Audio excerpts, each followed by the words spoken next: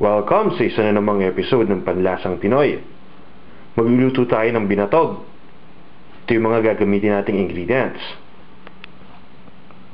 Hominy or Mexican style corn, grated coconut, at sugar. Gagamit din tayo dito ng water.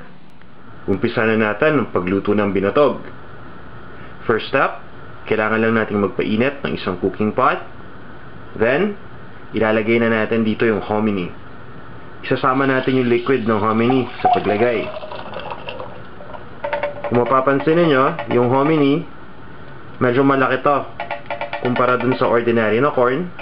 Kasi puff na ito at ito yung perfect na kailangan natin para dito sa binatog. Next, lalagyan lang natin ng additional water. And then, papabayaan lang natin itong kumulo. Once na kumulo na yung water, isisimmer lang natin to for a few more minutes.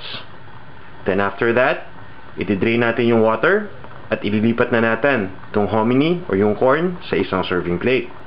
After nating pakuluan at i-drain itong hominy, nilipat lang natin dito sa isang plate. Ngayon, lalagyan na natin ng sugar as topping. Yung iba gusto ng salt dito, so bahala na kayo kung ano yung mas preferred ninyo.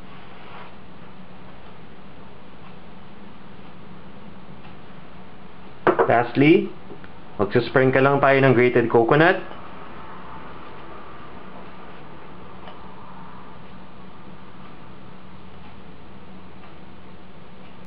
Para sa exact measurements ng mga ingredients at iba pang mga recipes na tiyak na magugustuhan ninyo, bumisita lang kayo sa panlasangpinoy.com.